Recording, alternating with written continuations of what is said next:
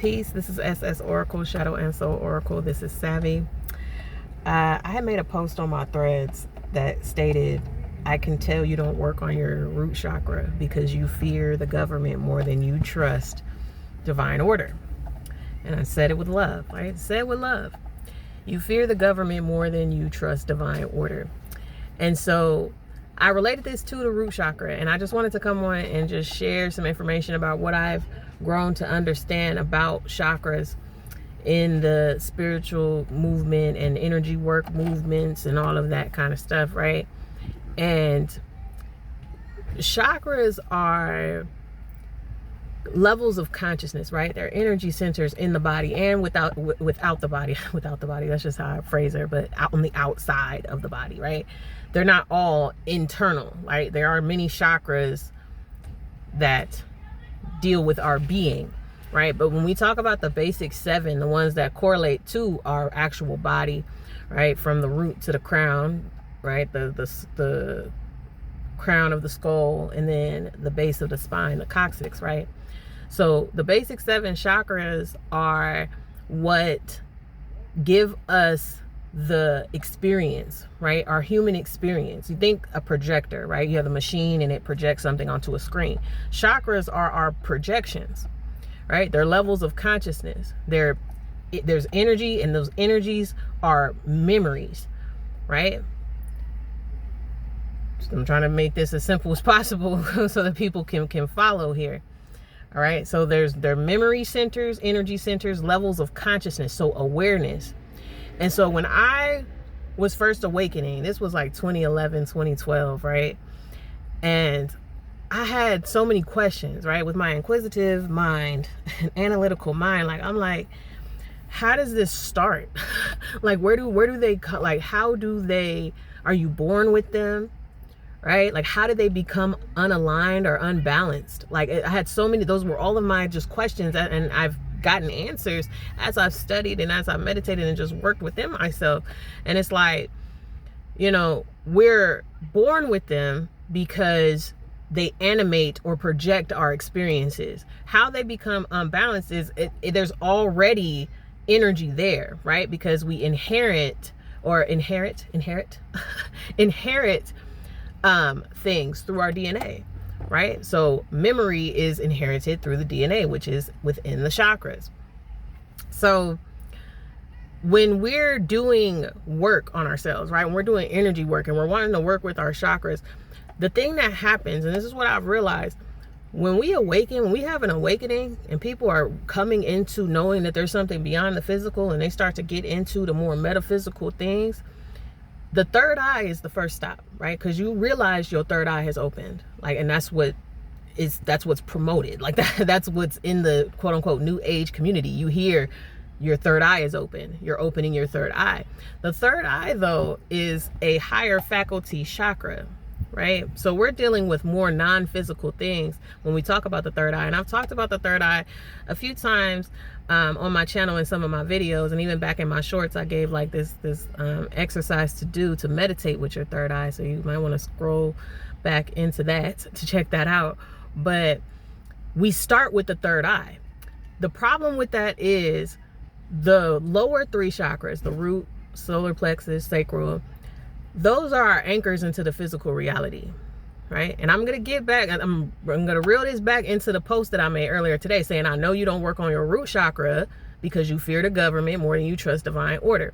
When we awaken, we go straight to the third eye. So we skipping work that needs to be done because we awaken here, and then we get so wrapped up in wanting to know more about the non-physical and seeing through illusions and conspiracies and all of that stuff, right?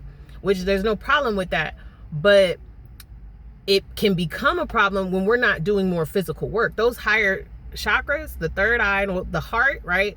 The third eye, the throat, the crown, those deal with more non-physical things. The solar plexus, sacral, and root deal with more physical things, right? And having a sense of security, back to the root chakra, right? Because that's the chakra of having a sense of security and safety. So you think, how many people on this planet actually feel safe and secure? Not just in themselves, but in the environment.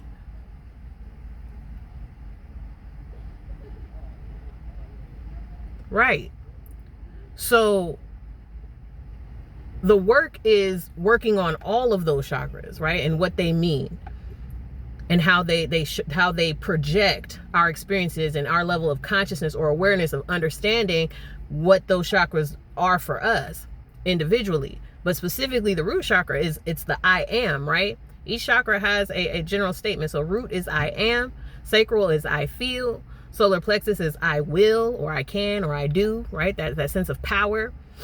The heart is I love. The throat is I speak and I listen. The third eye is I see. And the crown is I know.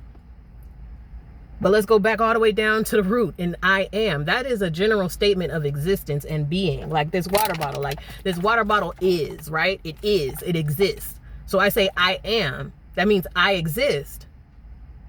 And the root chakra is the right to just be, to exist. Now let's go back in time, back into history.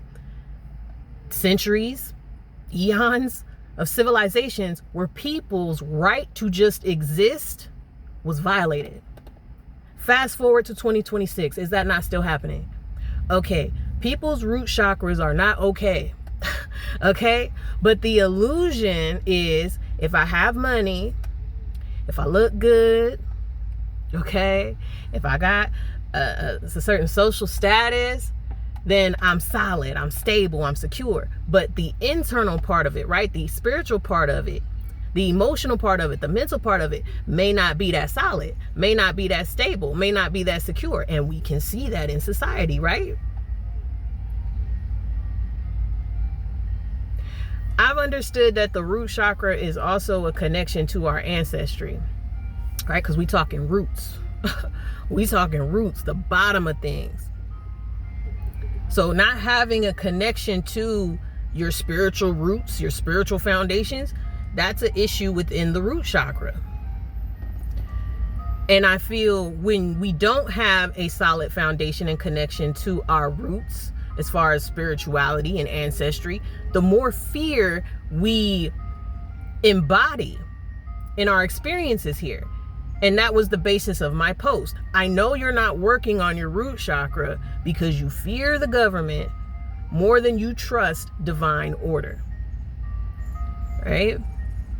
And however you understand divine order in your spiritual right, okay, like whatever kind of spiritual systems you believe in, most people believe in the universe and source and all of that kind of stuff. Okay, well, there's an order to that.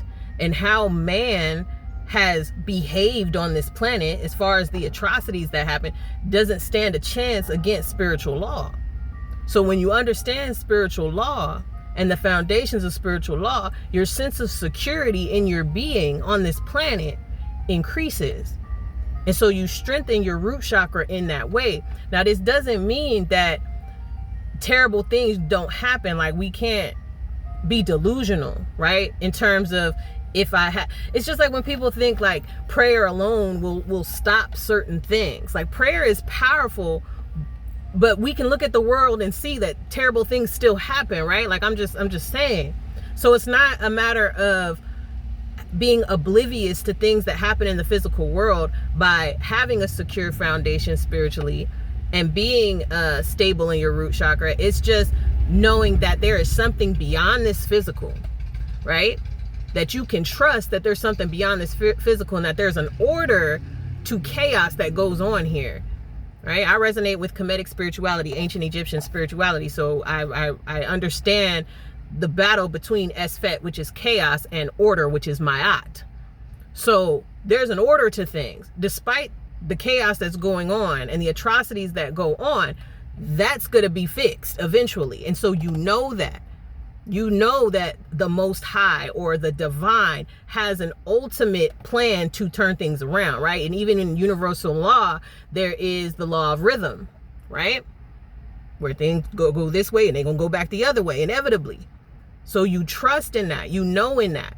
That becomes a part of your foundation. That becomes a part of your root. That becomes a part of your knowing, so that you release fear. I hope this was clear. I hope I got that out, okay? Like, because I really wanted to get this out, and I hope that resonated with someone or many, okay?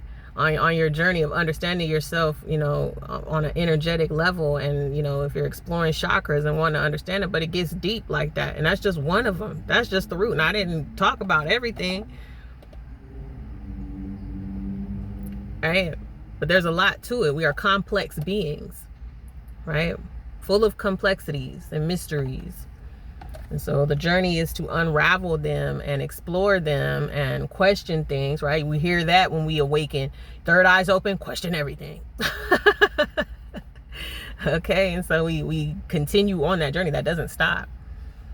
All right, there's always more to learn. I know there's more to learn. I know there's more to learn, but yeah. If you guys are interested in any of the services that I have to offer, okay, I do a one-on-one spiritual wealth building session. I have that, and we could discuss your spiritual foundations and how to have a deeper connection and more consistent connection with your spiritual life, okay, as far as maybe ancestors or spirit guides, or even certain practices to keep you balanced and secure, and knowing that there is more to this world than materialism, to have a sense of security. So that's what the one-on-one wealth building session is. I also do a multi-dimensional chit chat where we could talk about a lot of esoteric subjects. My alchemy readings, right? I'll use some of my oracle decks and tarot deck. I don't usually use tarot for the alchemy reading, but I have oracle decks where we get into your energy, chakras, zodiac signs, and, you know, sacred geometry and things like that. And then I do love life readings, right? Whether it's self-love or relationship love related. But what I do, I'm a shadow and soul oracle, okay? Which means I deal with the shadow and I deal with the soul. So anything that we discuss, we're gonna get to some heavy issues, possibly, in terms of how to move forward and how to perceive and understand your experiences prospectively. You know, it's not about just telling people what they want to hear, okay? Like, I know, like, readings and stuff get a bad rap with people, but that's not what it's about. Like, I'm able to read into certain things to assist people with understanding themselves on a metaphysical and physical level. So that's what those readings are. I also have a book, Word to the Wise, Spiritual Messages for Self and Relationships. It's an ebook, so you can download that on Amazon. There's a couple of other links on that link tree as well. As far as, I have music, I have a blog with some things that I've written, some things about masculine, feminine energy and energy exchange and the subconscious, conscious mind. So if any of that intrigues you or sounds interesting to you, do click that link, all right? And if, when you do book any of my services, do read the descriptions and disclaimers thoroughly, okay? But yeah, I will talk to y'all next time. Peace.